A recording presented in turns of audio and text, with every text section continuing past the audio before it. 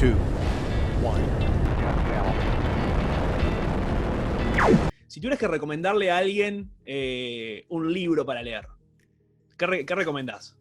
Sé que me imagino porque tenés varios y seguramente tenés una biblioteca súper amplia, con más libros por leer que leídos. Me imagino Sí. que también estás en esa categoría. Sí, totalmente. Pero, ¿qué recomendarías un libro que decís, esto me cambió un poco la forma de ver o la forma en que hago cosas? Mira, me cae muy gordo hacer esto, pero lo voy a hacer porque sí, porque es la respuesta más honesta, la verdad, pero porque voy a recomendar dos libros que son libros un poco trillados, digamos, que son un poco del mainstream de los últimos meses, pero a mí de verdad son dos libros que me han ayudado a entender la época contemporánea y me han hecho hacerme preguntas muy profundas que me han descolocado en muchos sentidos sobre mi forma de entender el mundo. Uno de ellos es este libro de... Pará. Si yo fuera, a ver si sale esto, lo estamos grabando en este momento. ¿Qué ¿Vas pasa a si yo adivinar cuál es? ¡Qué vergüenza! ¿Qué pasa si yo te digo que tengo tu libro acá? ¡Qué vergüenza, qué vergüenza! Ya con esta introducción. ¿Eh? No vale cambiarlo ahora. A ver, no lo voy a cambiar para nada. A ver, ¿cuál es? Vamos a sacarlo con cuidado. Qué barbaridad, qué vergüenza. ¿Es este? Totalmente, pues sí. pero es real, Justin, lo digo, real, de verdad lo digo con mucha honestidad. Es un libro que a mí me ha hecho formularme muchas preguntas, porque una cosa que a mí me gusta mucho de ese libro, que de hecho ahorita estoy leyendo la segunda parte y no me gustó tanto como la primera, pero una cosa que me ha pasado con ese libro es que lo que hace el autor es una especie de jaloneo sobre una serie de cosas que damos por supuestas o damos por sentadas y que de pronto dice, pues no es tanto así como lo pensabas y una vez que ya te compraste esa nueva idea, luego te jalonea para el lado contrario, ¿no? Y eso a mí me parece muy estimulante porque hace que estemos constantemente rompiendo las ideas preconcebidas que tenemos de dónde venimos y hacia dónde va todo esto, ¿no? No sé si coincido con todas las cosas que plantea él, pero sí me parece que pone el dedo en llagas sobre el desarrollo civilizatorio que son muy interesantes, ¿no? Y el otro es un libro súper menos sexy, pero que a mí me gusta mucho, porque me gustan mucho los temas de economía, que es el libro de Piketty sobre el capital del siglo XXI. Sí. A mí me parece que es uno de los mejores libros que hay en los últimos años que explica la verdadera crisis del manejo del capital. Mira. ¿Cómo? No, mira, ese me lo compré, pero está todavía ahí en la categoría de los sin leer todavía. Yo creo que hay que tener un momento especial para leer ese libro, porque, a ver, es un libro de economía que a pesar de que está muy bien tratado, es un libro muy noble en el sentido de que no te carga de gráficas y de fórmulas y está bastante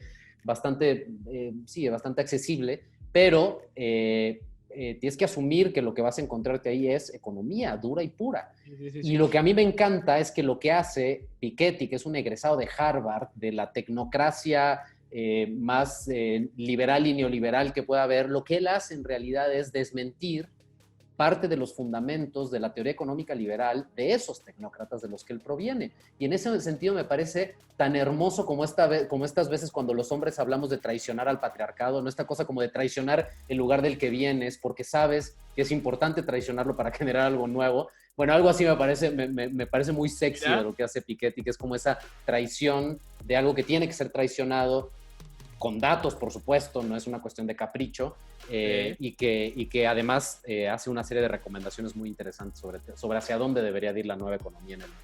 A ver, y muy bajado a tierra y cortito, un mito, por ejemplo, o un conocimiento arraigado en la tradición económica que Piketty traiciona en este libro. Sí, pues esa economía liberal lo que decía básicamente es que entre más crece la economía, mejor distribución de la riqueza habrá. Esa es una promesa de la economía liberal, tradicional, de esas escuelas de principios del siglo pasado. Y él lo que hace básicamente es agarrar esas teorías de David Ricardo y de todos estos economistas y desmentirla con datos, con series de datos estadísticos. Es un estudio de datos que no había hecho nadie.